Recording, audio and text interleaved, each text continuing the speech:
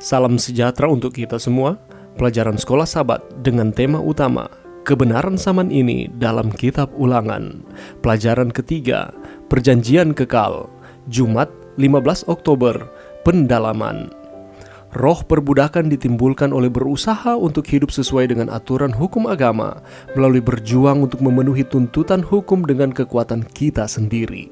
Ada harapan bagi kita hanya ketika kita datang di bawah perjanjian Abraham, yaitu perjanjian kasih karunia oleh iman di dalam Yesus Kristus.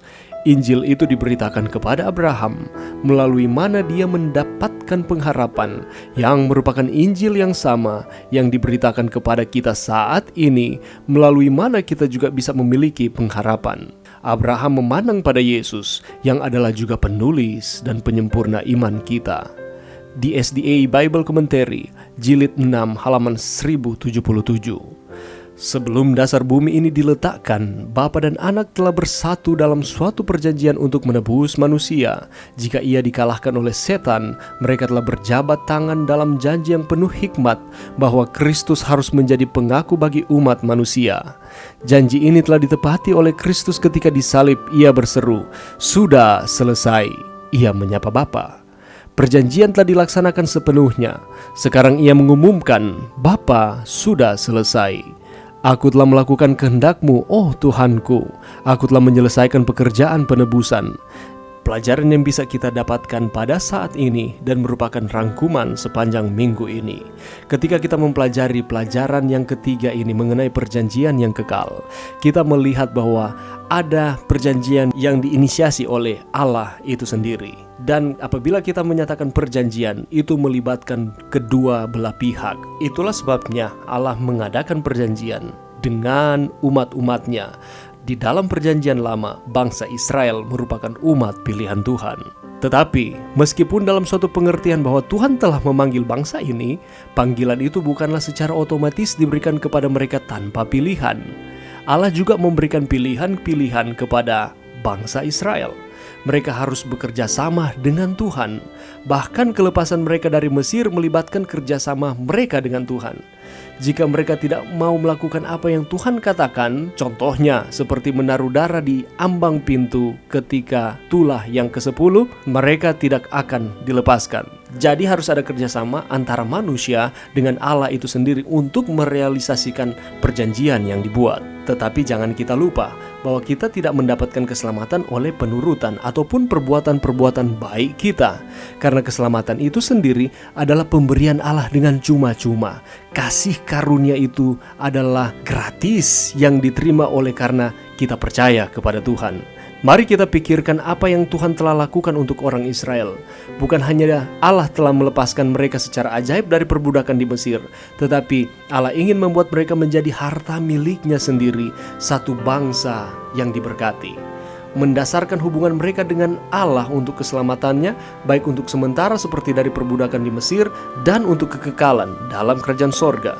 Tuhan berusaha untuk mengangkat tingkat rohani, intelek, dan moral dari bangsa ini untuk menjadikan mereka contoh bagi bangsa-bangsa kafir lainnya.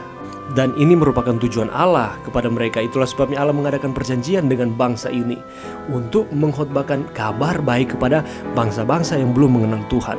Hal-hal ini yang harus mereka lakukan atas dasar kasih karunia yang Tuhan sudah berikan kepada mereka. Oleh karena keselamatan, kebebasan dari jajahan Mesir, dan juga perlindungan Tuhan bagi bangsa ini, maka ucapan terima kasih bangsa Israel kepada Tuhan, mereka harus menurut apa yang Tuhan pesankan. Begitu pula dengan kita saat ini, Allah masih memberikan perjanjiannya bagi kita yang hidup di akhir zaman ini. Keselamatan Allah sudah tawarkan ketika Yesus mati di kayu salib. Dan apa yang harus kita lakukan sebagai umat-umat warga negara sorga yang telah diberikan tawaran keselamatan ini? Kita harus menuruti apa yang diperintahkan oleh Tuhan. Penurutan bukanlah usaha kita untuk mendapatkan keselamatan, tetapi penurutan itu merupakan bukti bahwa saya telah diselamatkan. Saya mau mengasihi Tuhan dan mau mengucap syukur atas keselamatan yang Allah telah berikan dengan cara saya mau hidup setia menuruti akan perintah-perintah Tuhan. Marilah kita pada saat ini setelah kita mendengarkan akan pelajaran sepanjang minggu ini, kita harus terus mengingat bahwa kita memiliki Allah yang hidup, yang mengontrol, yang mengarahkan akan kehidupan kita untuk terus setia kepada Tuhan. Sama seperti dengan bangsa Israel. Dan jangan pernah kita lupa bahwa sebagaimana Allah mengadakan perjanjian kepada nenek moyang, bahkan kepada bangsa Israel itu sendiri, Allah yang sama yang masih mengadakan perjanjian dengan umat-umatnya di akhir zaman ini. Kasih karunia Allah terus diberikan kepada manusia dan keselamatan terus ditawarkan kepada setiap orang yang mau datang kepada Tuhan.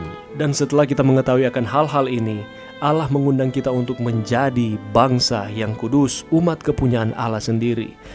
Kudus di sini bukan dilihat dari standar manusia, tetapi lewat standar Tuhan. Allah melayakkan kita bukan oleh karena perbuatan-perbuatan baik, tetapi oleh karena iman kita kepada Tuhan. Dan bukti dari iman kita ialah dengan menuruti akan kehendak Tuhan di dalam kehidupan kita, karena kita mengasihi Tuhan. Perjanjian yang dibentuk Allah dengan orang Israel adalah perjanjian kasih karunia.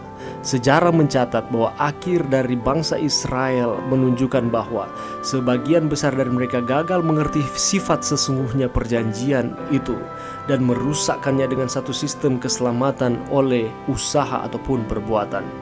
Pelajaran bagi kita tidak perlu mengikuti kegagalan bangsa Israel dan mengabaikan kasih karunia ajaib yang telah ditawarkan kepada saudara dan saya. Mari kita mengasihi Tuhan atas kasih karunia yang terus diberikan di dalam kehidupan kita. Mari berdoa. Terima kasih Tuhan atas firman-Mu sepanjang minggu ini. Terima kasih atas perjanjian yang kekal yang Tuhan adakan dengan manusia.